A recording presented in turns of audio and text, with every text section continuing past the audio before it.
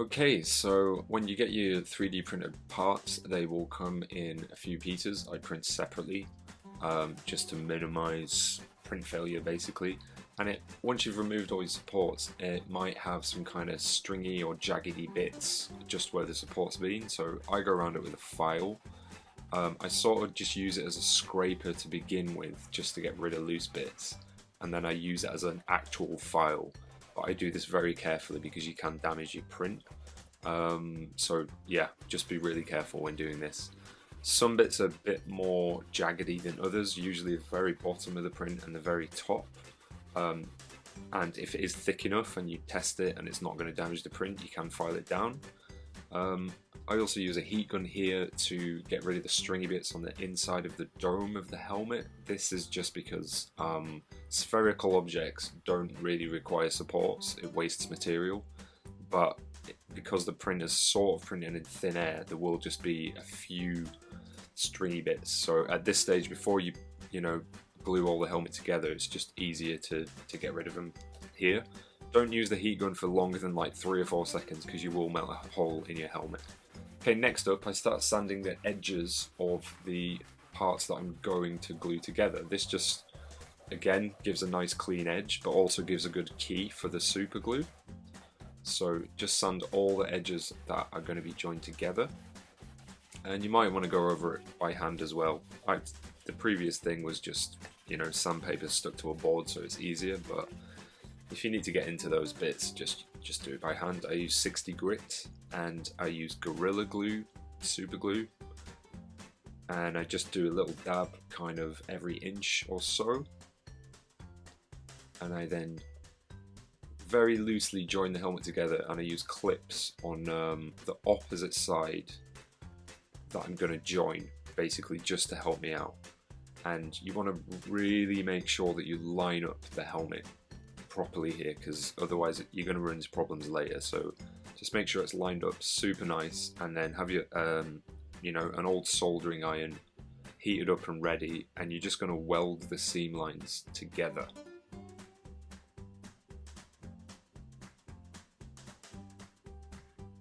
It might give you a bit of jip. It sort of feels like you need 3 hands, but you will get there, trust me. It's just make sure it's lined up is the main important thing.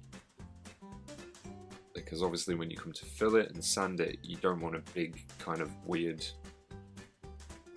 bulbous line that shouldn't be there.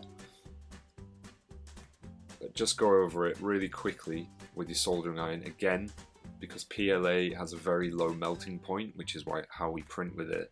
You don't want to spend too much time with the soldering iron on it because it will just melt all the way through it. But that's why it's good to use here, to just join the pieces together after super gluing, and it just saves you sitting and holding the parts together for 8 hours or something while the glue cures. So same thing on the dome, just a dab every inch or so and line it up. I find lining it up at the back first, because that's obviously a key kind of detailed area. If you get that bit right, then you've sort of got a little bit of leeway to kind of tease it left or right at the ears. So yeah, start at the back if you're building an ARC Trooper or a Phase 1 or a Phase 2, any helmet really.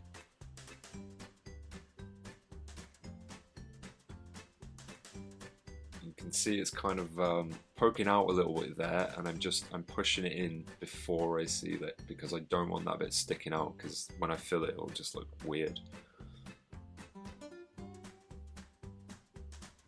And just go all the way around the helmet and do the inside lines as well on everything as best you can. It's hard with the dome, but yeah, then you can sort of see that he's pieced together and he's not going anywhere. Okay, this is for the very precarious. Now, I was talking about jaggedy lines where the supports have been, and there will have been supports in the visor area. And just to help me with the smoothing process, I'm just going over it super quickly with the soldering iron again, just to kind of iron out those kinks. However, just be very careful not to melt into your actual helmet. Alright, this bit is completely optional. I'm sanding it here with 60 grit, just to help me out with the next process. Again, it gives a good key, but it also helps with the lines. But occasionally prints can be either super good high quality, which I try to make all of mine like that, or they can occasionally like string off if you sand it too much. So just test it, and if it works, go for it.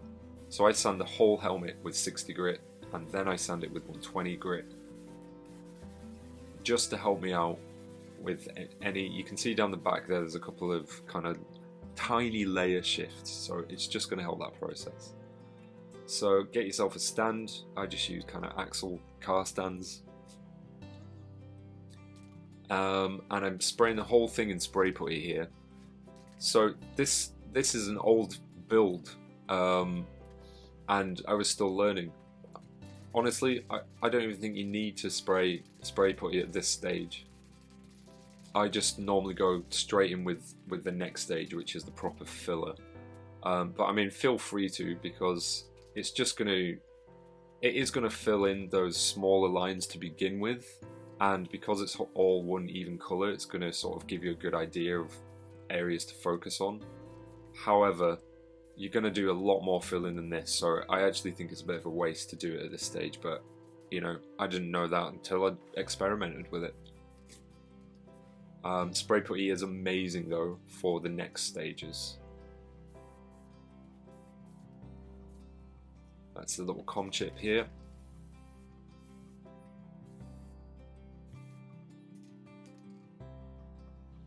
Okay, so I use Lechler Spato Rapid 1K stopper. It's really good for beginners, rather than using things like car body filler, which is a bit thick, or UV resin where you need a light.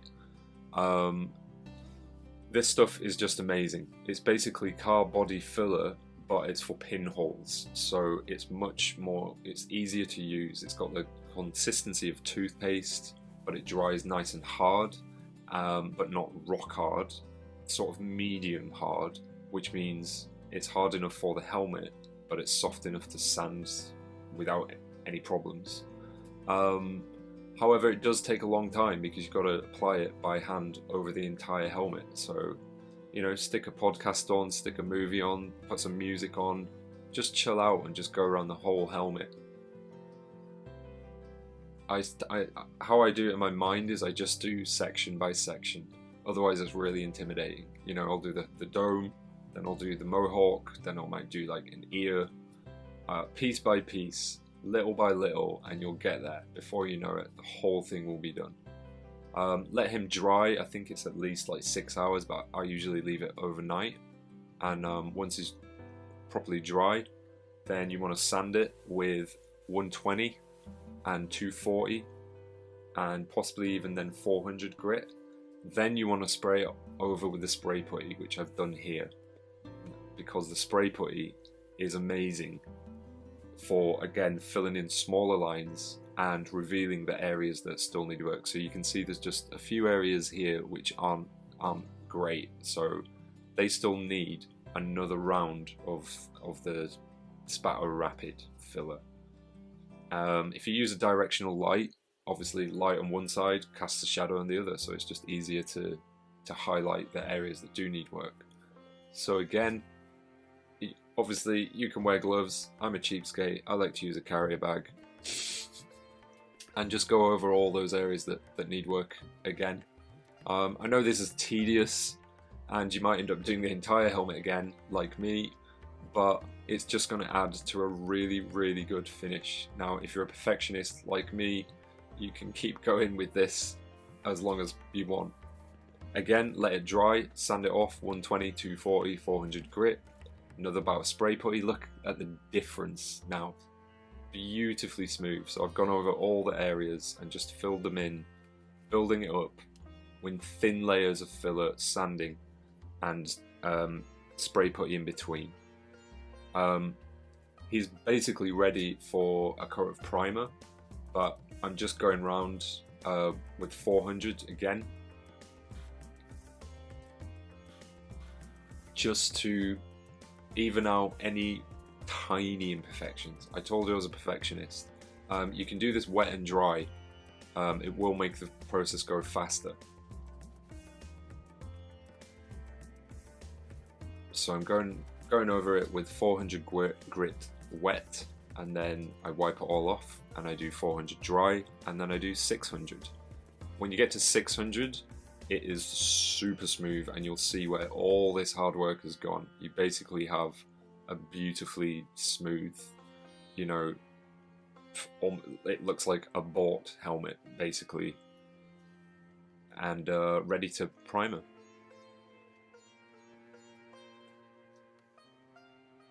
Look at that finish. All those tiny little imperfections are gone. Ah, so satisfying. Honestly, I can't even tell you the feeling when you get to this stage, like how smooth it is to the touch. So just keep going. You'll regret it if you don't. Okay, so now he's basically ready for primer paint.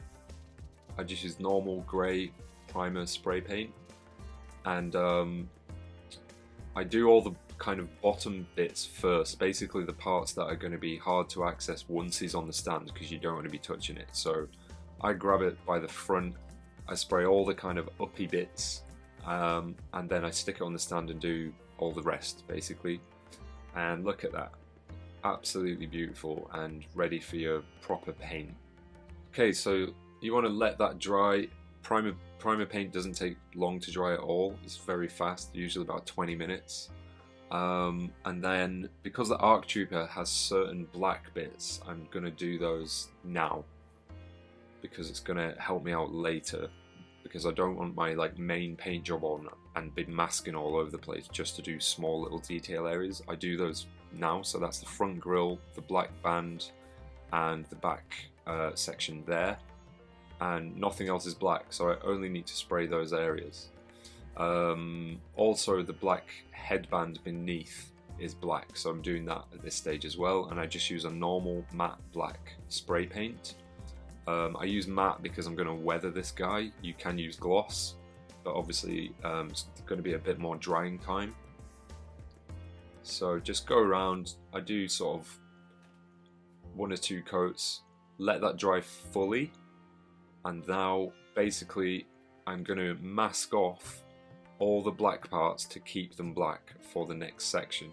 So find a really good low tack masking tape. I cannot stress enough how important your masking tape is, because there's so many brands, and you know, they can say low tack and be absolutely useless because they're too sticky. Likewise, they can be like not sticky enough. You can also just use normal masking tape and just sort of like dab it on your jeans or whatever, just to lessen the tack. But when you're doing this a lot, it's just, honestly, it's helpful to just have a good masking tape basically.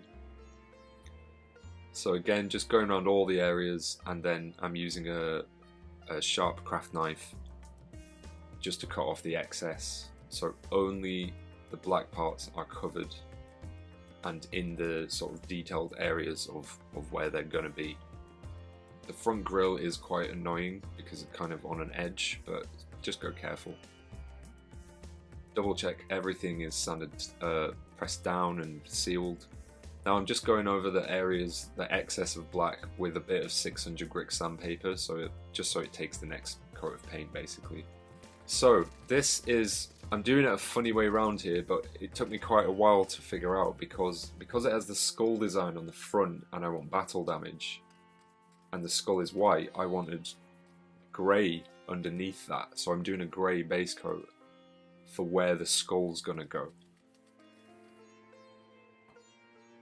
So this is liquid latex, which we're going to use for the battle damage. It's absolutely amazing and really easy to use. So I'm just applying it in random areas where I want some sort of scratches and dings. I find using a hard object is better than using a brush, because you get a more realistic kind of end to the damage. If you use a brush, you get brush marks, you know, it's just hard to get that sharp edge. So I'm actually using a nail here, and you want to let that dry. Doesn't take long, sort of 10 or 15 minutes. And now might sound even weirder, but I'm spraying the whole helmet white because outside of the skull, which is white, is going to be charcoal grey, and I wanted the battle damage there to be opposite, to be white, so you can see it. So you see, up here for thinking, down here for dancing. It will make sense when we get there, but it took me a good solid 12 minutes to sit and think, how do I do this? It will all make sense. So I've painted the entire thing white, so underneath that liquid latex there will be grey battle damage for when we paint the skull. And because it's white already, I'm now going to mask off the areas to keep that white, basically. As you can see, I'm using screenshots from Battlefront 2 video game. It's really handy for that because you can go in and zoom in close to the helmets, and you can take screenshots, and then I just save them to my Xbox account and send them to my iPad, basically. It's hard to do by memory, so I find just having good reference material is good. So I'm just marking out for the teeth here, and I'm actually using a ruler, which is not like me. I normally do everything by eye, but I wanted this guy perfect. So again, go around that with your blade. Oh, satisfying.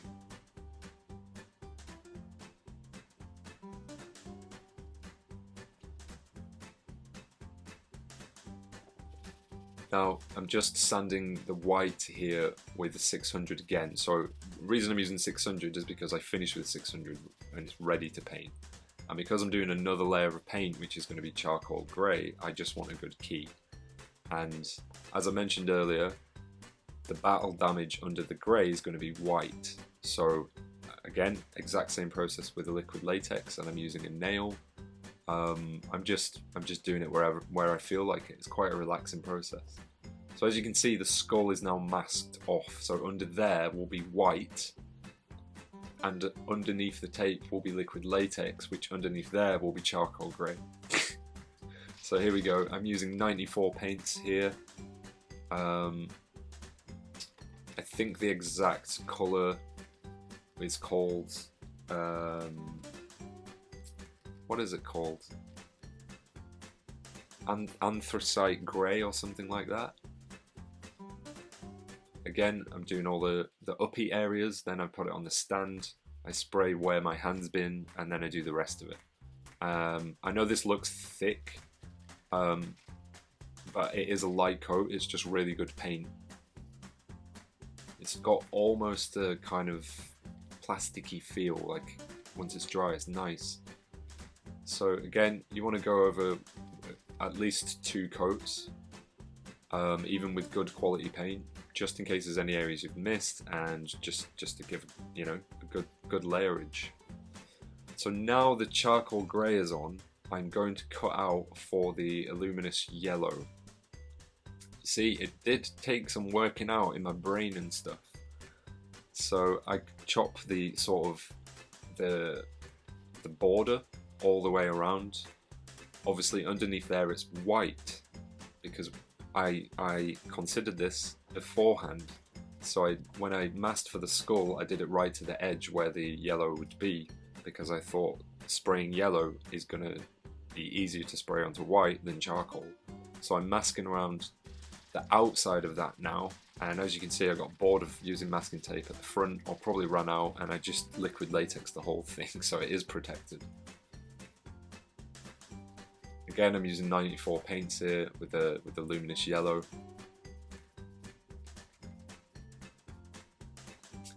And unfortunately, I got a really weird paint reaction that I've never had before, and I have no idea how. It just started to crack and crumble and not really set, even though all the paint underneath was perfectly dry. You know, I think I probably left it overnight. But it just started to just go weird, and I hate that, you know. It's horrible. It's a horrible feeling. But look, it's just not even set whatsoever. So this is quite annoying.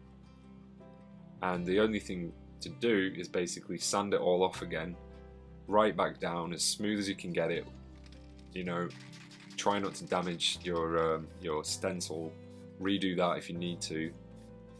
And then I just sprayed it in much lighter coats and left it to dry a lot longer in between coats. And you can see it's still kind of crumbled a little bit, but way less, and it did set properly. So I have honestly no idea what happened before, and even the small crumbles, I thought it's okay, I'm going to weather it anyway. I just didn't want them as much as previously. So this is the rangefinder. I did use the UV resin method here, so that's using UV printer resin, which is a liquid, and I paint it on with a sponge. And then you use a 405 NM UV light to cure it, and you clean it off with just some isopropyl alcohol. And then because it's quite hard, I start off with a 60 grit just to break it in a bit and just go over all the parts. I don't go crazy with a 60 because I then go to 120 and 240 and 400. Okay, so I'm just measuring up for the visor here, and I just use, this is like an old Amazon cardboard envelope because it's not too thick and not too thin. It's really good for bending and keeping in place while you mark up your visor. And then once I've done that, I allow at least a sort of 1 or 1.5 centimeters around that, which is where we're gonna, stick it, affix it to the inside of the helmet. So I cut that out. And I just test because, it's easier to do another cardboard stencil than one with Perspex. So this here is black tinted see-through Perspex. I get this from eBay. There's not much price difference between a grinder shield, but you get a little bit more for your money. So, and I'm gonna keep that stencil because I'm efficient. Right. If you're using Perspex, you want to grab some G-clamps and an angle grinder and obviously safety goggles. And when you're messing about with power tools, don't rush. Don't do it with people that are going to disturb you or barge in, or make sure your wires are out of the place. You just don't risk anything with power tools. Safety first. Just carefully go around the whole helmet, cut it out, there we go, we've got our visor. Now you want to use a heat gun to bend it into shape. So I use this glass thing, what are they called? It's for like brewing wine or beer. I've completely forgotten the name. But they're great because they're kind of the size of a helmet. So it's good just to use as to bend the Perspex around. Now you want to keep the protective coating on the Perspex and just keep heating it up on both sides until it becomes pliable, and then bend it, round a round object, and then test it in the helmet and check for gaps because you can't keep still bending it here. But this guy's good, so it's time to peel off the protective coating, and don't have any sharp metal dust, hanging around here because it will scratch your lens and kind of ruin it. So I always leave it until I'm completely ready and I've cleaned the area and all that stuff. So now what I'm doing is I'm just sanding the edges. Remember we did an extra border of 1.5 centimeters. I sand that with 120 grit sandpaper so it's not completely smooth, to give a nice key for what I use to fix it with. So just gone back to the rangefinder here. There's still parts to be filled exactly like the helmet, and just using the Lecher, let that dry, sand it off 120, 240, 400, and a bit of spray putty, let that dry, sand probably 400, 600 so it's smooth. So you can see how the battle damage appears here. It's white under the grey bits and it's grey under the white bits.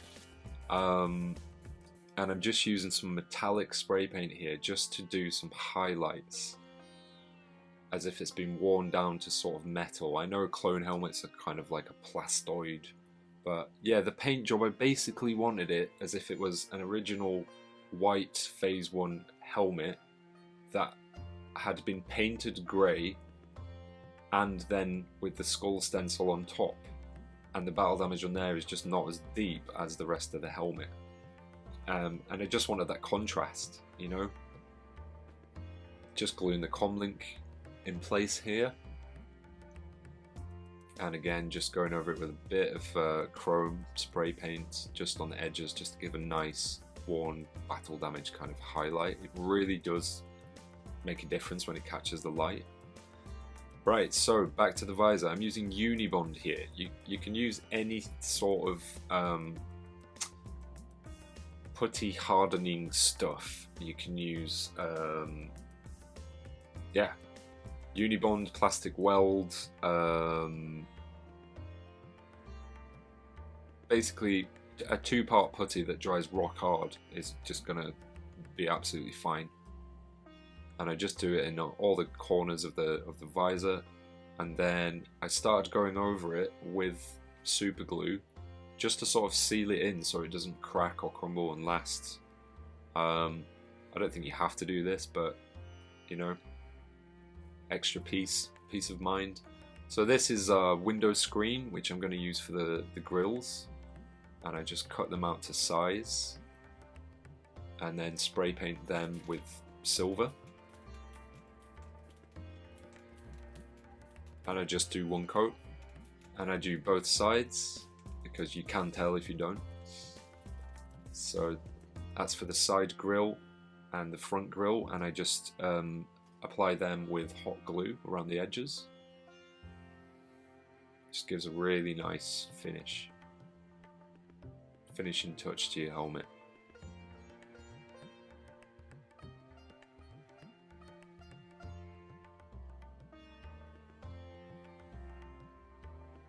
Nice. You can see those chrome battle damage there for the deeper wounds. So I use upholstery foam to pad the helmet. It really does make a difference, just for comfort and also like maneuverability. And I test it as I go. So I do like a donut shape at the top for the dome of my head. Then I do like a big rectangular pad at the back, which sort of fits just under the base of my skull, supports it there. And then I do 2 kind of squares either side of the temples, and just a finishing touch here. The Phase 1 is meant to have a red light in the back. I've just used a bit of plastic here, spray painted it red, and stuck it in there. Now this, I originally had an ARC Trooper helmet where the rangefinder slotted into a hole in the side of the helmet, but I wanted to create a new one which you could fit a rangefinder to any helmet by just drilling a hole in it. So I also wanted it more accurate to Battlefront 2 so that the screw part is on the outside. So I swapped the whole thing around and then invented this kind of bolt with a thread inside it, so that you can thread a real bolt from the inside of the helmet. So it goes bolt, washer, threads from the inside of the helmet to the outside, and then that screws into that kind of thread bolt which goes around straight through the middle, and then that holds it on the outside, and then the middle part where the stem of the rangefinder goes is the rotating part. Sounds complicated, makes sense to me. And then I just dab a super glue there, glue it in place, let that dry, done.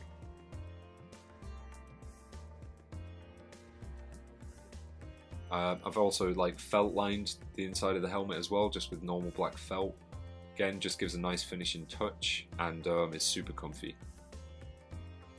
You can do it a bit more professional than I have. This is just for my collection. I'm the only one wearing it. It does add a lot of comfort though.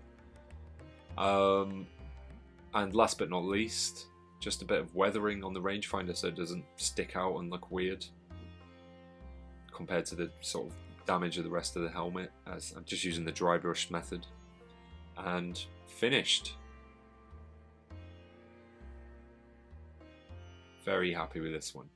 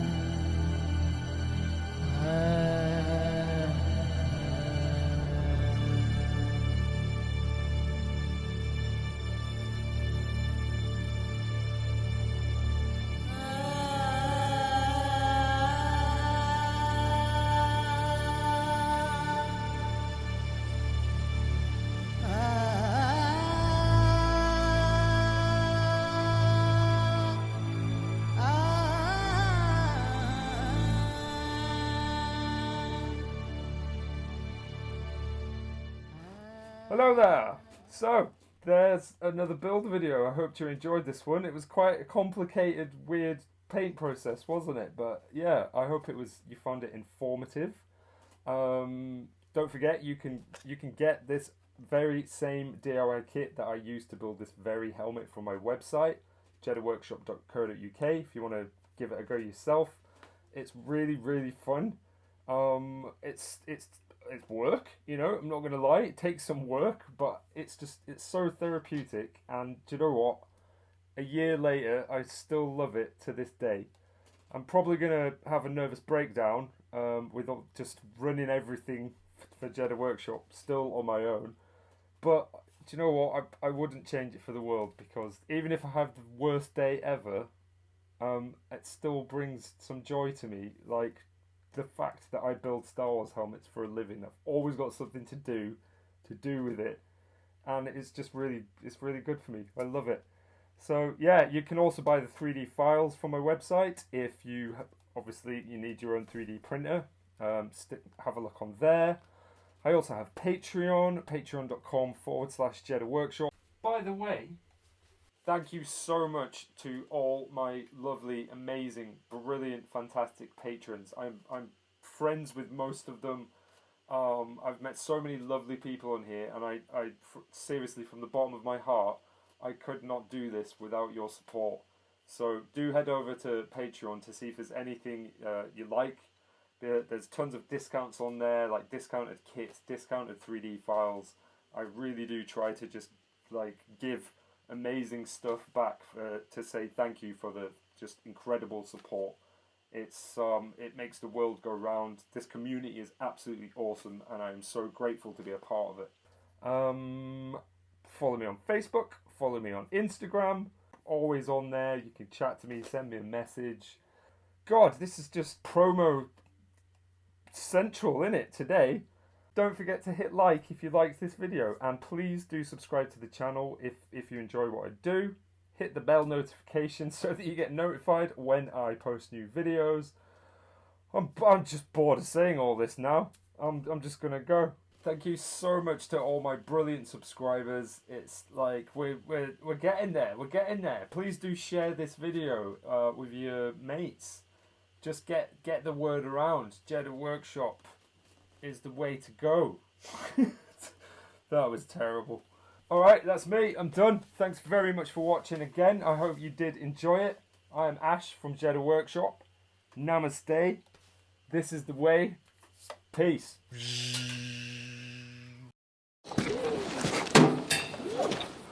Doesn't sound so bad to me.